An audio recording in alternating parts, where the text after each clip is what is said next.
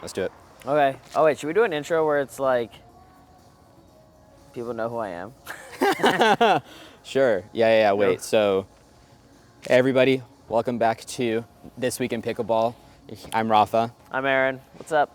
How's it going, everybody? So, we're back here. We're wanting to do a mini episode today. Also, last week we completely neglected to say anything about Aaron other than his name. So, Aaron, give us like a little blurb. What are you about? Why do you think I brought you on? I'm Aaron. Yeah, I play a lot of pickleball. I'm also the head coach at Pickleball Kingdom Dallas North. I think Rafa brought me on just because I play with a lot of paddles, and I also buy a lot of paddles. So Yeah. Aaron is one of you guys. See, I'm too elevated. I'm kidding. No, but Aaron, it just plays far more than me, is better than me at pickleball, and is strongly opinionated. So he was the perfect person to bring on. I think a lot of you enjoyed the takes from last week, and you're going to enjoy more of them this week. So today, this is our main focus. We're going to do a shorter episode today, and our primary focuses are the Adidas Metalbones. So these Metalbones just are coming out on the 22nd. You guys will get a full review from me at that time. Essentially, what we're looking at here is two different, essentially, subsections of paddles. What are you looking for? where'd mine go? What do you mean, where'd yours go? I threw the other ones to the side over here. Oh, okay. Yeah, no. These are partially mine. These are partially mine and partially Aaron's mixed up together. So Adidas was kind enough to give me duplicates of each of the 4 paddles that I'll be releasing. They'll be releasing a lineup of polypropylene-based paddles in 14.5 millimeter and 16 millimeter core thicknesses. They both have the weighting system that hasn't gone away. The 14.5 is known as this is the Metalbone, the 16 millimeter. The 14.5 has a different name. I think it's just the Metalbone 14.5. So then, yeah, we're still edgeless, got the weighting system. No weighting system on top of the 14.5, but there is on top of the 16. Now the EVA ones are probably going to be the most interesting. So these EVA ones, you can tell design-wise, they have solid lines on the face as opposed to the dotted lines over here on the polypropylene-based ones. And they also, that's pretty much, the butt caps. So Aaron, could you lift up one of the EVA ones? So butt caps on polypropylene are black, butt caps on EVA ones are red. So those are the main sort of design distinctions. EVA ones, this is the paddle that Mari Humberg plays with mostly. This has no weighting system on it whatsoever. And then the other one does have the weighting system, but has it on the top and the sides, very similar to the 16 millimeter Metalbone polypropylene based. And both EVAs are 60 millimeter. This is the Metalbone S, and this is the Metalbone Team S. So, kind of similar naming convention there. Aaron, what are your thoughts on the naming? So this is the first time that I think I've told you what the names of the paddles are. So you've got from left to right, Metalbone 14.5, Metalbone Team S, Metalbone S. I think if you don't read the description or the information about him, you're gonna have a hard time deciphering what the differences in each of the technologies are. The faces all pretty much feel the same, so you'd really have to go in and read the description to figure out what you're buying. Yeah. But other than that, it makes sense. Yeah. They all have that same sort of shape. Yeah. Consistent with what the original Metalbone had, so. Yeah, so I think some of you may be surprised that the Metalbone has come back given how, to be honest, bad the original Metalbone was. These are significantly better. Yes, compared to the last Metalbone, I would say Agreed. All 4 of these are much better than it. That is definitely a positive. Some more so than others, but. Some definitely more so than others. So so let's dive into that then. So We'll go left to right, or right to left, or let's go this way, that way. Okay, so let's start with the polypropylene based ones, because I feel like we have kind of the least to say about these, right? What was your synopsis of these compared? Let's just compare it to other similar paddles on the market. Okay, so for this guy, the 14.5, good texture on the face. But other than that, I would have expected it to feel a little bit more poppy. It felt pretty soft. Sweet spot was pretty small, but I guess that's what you would expect from an edgeless paddle. It didn't really make sense that they didn't include the weighting system at the top. So on my model here, I threw some lead tape on the side, hoping that it would help. I couldn't really feel a difference here. I'd probably need more to throw some on the top. But other than that, it was just okay. Yeah. So Yeah, I think broadly, right? Like I think broadly the stability on these paddles is not the issue. Like somehow, like what they've accomplished down here, so they've done something called monocoque molding, which is like, from my understanding, very similar to what unibody molding is, except it allows them to create these sort of like divots and textures here in the bottom towards the throat area. I think what they've done there has actually made like stability. Like I don't feel the paddle twisting. yeah, the twist weight is fine. Twist weight is totally cool. We're gonna, by the way, I'm gonna save official numbers for the full review. So we're just going to talk feel today. Twist weight feels nice. I think a lot of that is with that. So I don't know that tape along the sides of the paddles really does much, I guess. So the sweet spot kind of just is what it is. This one does happen to be small. 60 millimeter, a little bit bigger, yeah. Like just like, but in a similar vein, in my opinion, like not more, like a little bit softer, a little bit less poppy. Yeah. Sweet spot is a little bit better. But honestly, out of all of them, if I had to choose one that I would play with like tomorrow in a tournament, I'd probably play with the 16 millimeter polypropylene.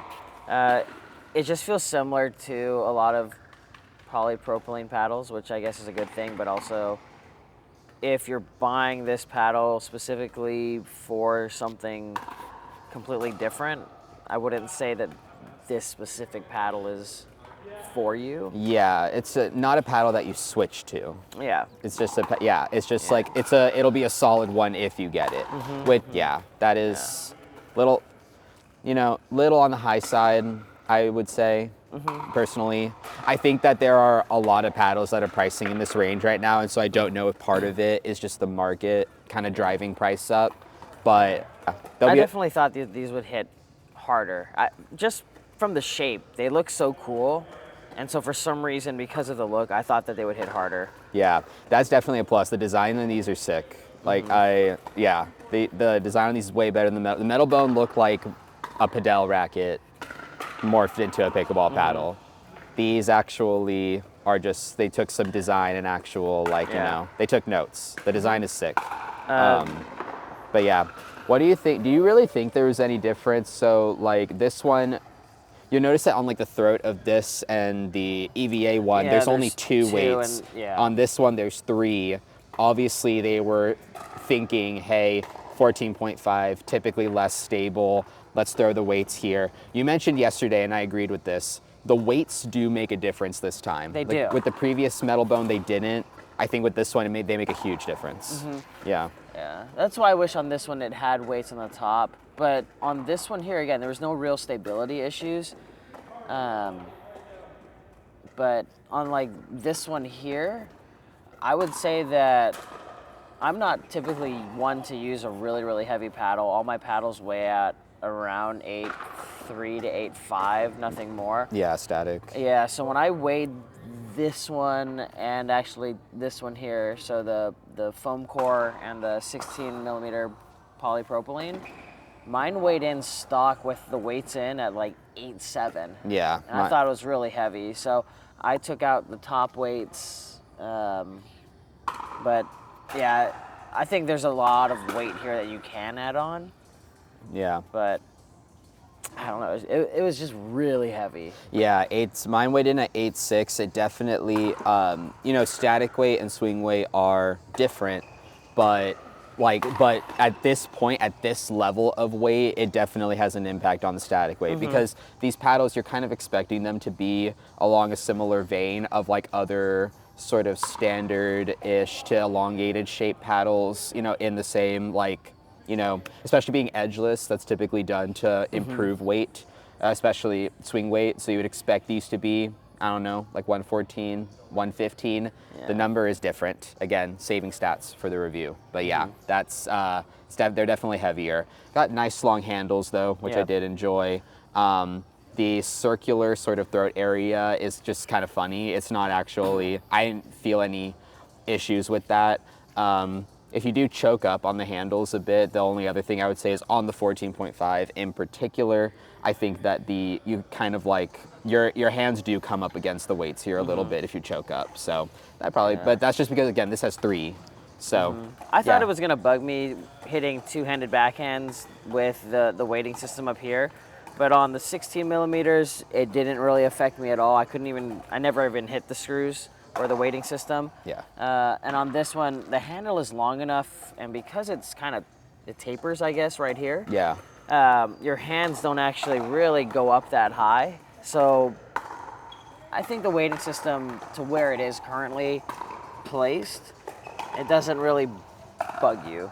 Yeah, I'd agree with that. And they're actually and last thing I'll say here is that like, again, across all of them, a lot of paddles with holes in them, like for myself being more at like the intermediate borderline advanced level, I would say, of play, hitting the holes does become a factor on a lot of other paddles. I never once had a miss hit due to hitting the hole on these paddles. Yeah. So the balance on these, I think, is actually really good. Agreed. Yeah. Cool. All right, so now, sorry, that was actually, yeah. So now, the 9 to 5. So now, looking at the EVA ones, let's just talk about, like, we'll get into the general thoughts and then we'll get into some other stuff that we experienced here. I think, let's see, they hit hard. They hit really hard. Did you notice a break-in period or not really? I noticed a break-in period for sure. It same. definitely, they heated up. They got more of a deeper sort of thud sound to them. They hit harder, but the sweet spot felt like it also loosened up a little bit. I feel like it got larger even though it really didn't. But also, for some reason, they became more controllable, for me at least, as they started to break in, which was nice because in the very, very beginning, I was trying to hit resets and the ball would literally just fly up into the air, like really, really high. Yeah. Even off of really, really soft balls from transition zone, I really had to make like a conscious effort to keep the ball low, because if I kind of turned off my brain, the ball would just like soar. More so, I would say, on the Mari Humberg paddle. So the team? The Team S. The Team S, than the S. Yeah. So. Yeah.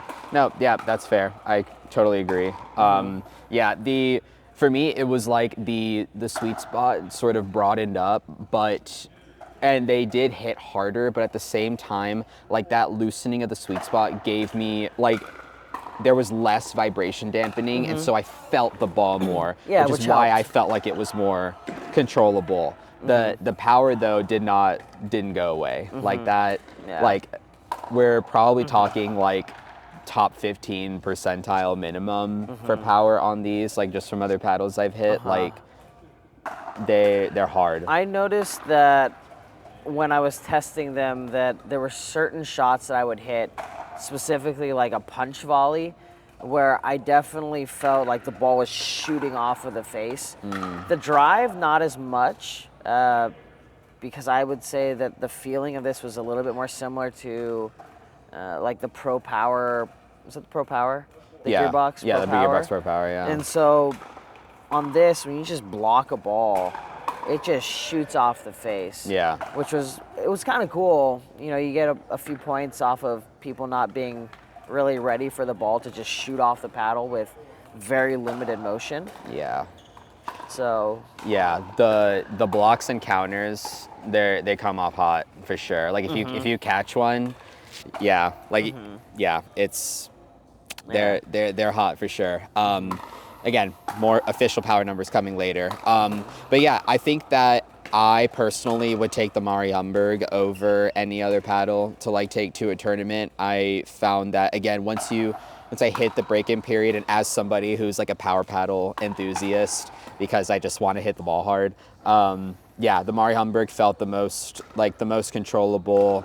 Again, I tried adding weight sort of up on, oh no, I tried adding weight sort of up here.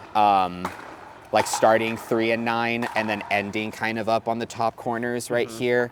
Didn't really do too much. Yeah, it didn't feel a difference, right? It was an effort to try to like bring out a little bit more sweet spot, and it really didn't help that much. I think it's just, again, the molding is so solid on the edges that, the perimeter weighting is outside of like the weight systems on these isn't going to have much of an impact. Which, I mean, I was pleasantly surprised with the sweet spot on these, considering that they were all edgeless paddles.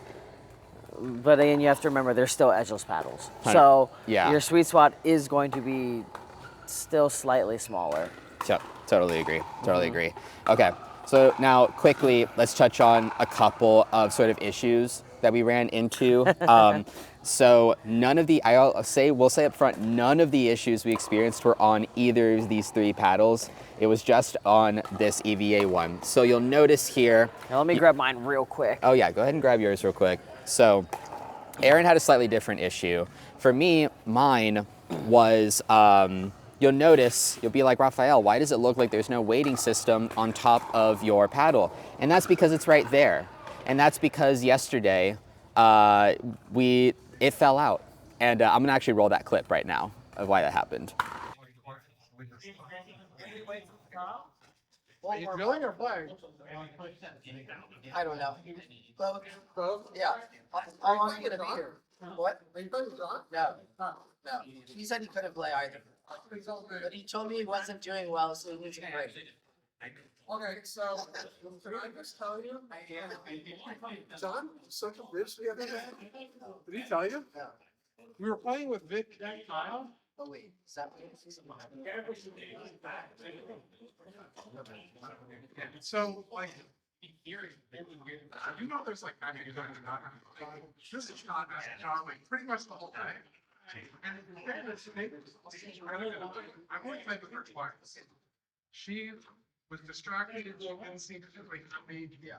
But John was playing really poorly and was. Did you fail? It? Yeah, I know. Yeah. So John was playing right. Like Kyle was doing really good. So anyway, toward the end of our session, I hit a ball to John, and he just like didn't even try. He just fucking hit it out. It just goes. You don't want to be out here. There's no point in being out here. And John's like, you know what? You're right. And he just I'm leaving. And he looks big. He goes, I've hit this. I've hit this for 5 minutes, maybe cumulatively. It's coming off. What is that? It's held on with tape, first and foremost. Oh no, I see the glue. But yeah, no, this came loose. So I was intentionally hitting the top, to be fair. But yeah, it turns out if you do it enough times, maybe how many times is it? Like 3 or 4 times I did. Yeah. Okay, so now that y'all are back, essentially, I do admit in that video, I was intentionally trying to hit the top of the paddle to see what would happen. But I mean, I think that mishits are going to happen. And I think that, hitting the top of this is going to happen. So in the end, I was just trying to simulate, the average person missing the sweet spot a bunch of times, like what would actually happen there. But yeah, so it just completely fell out. You'll notice that it's just held with glue and tape on the inside, which is interesting. But yeah, I will say this is the only paddle that I had this happen to me on. I communicated with Adidas. They did say that this is not an issue that they've run into in the past. And their warranty does cover a year of manufacturing defects. So this is something that would get warrantied and replaced really easily. But yeah, just wanted to be transparent that this is something that happened to me. Now, Aaron, you had a separate issue, same paddle though. What happened? Completely different issue. I probably played with this one for about 10, 15 hours. And I noticed that the paddle became more and more controllable, which was nice. So it went from being almost impossible to like a little less impossible to hit.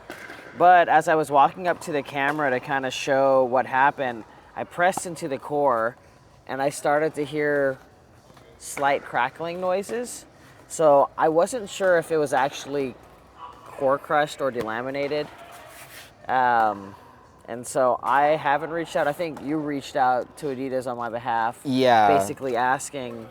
Yeah, so I don't know, like if you can simulate the crunching close to your mic, let's try that, because we took a video yesterday, and it's only in like a particular spot. Oh, you can hear it. Yeah, There. there's a reason for that too. So I've experienced this on other paddles, not from Adidas paddles, but like on one gearbox paddle in the past. But I don't know if y'all can hear that.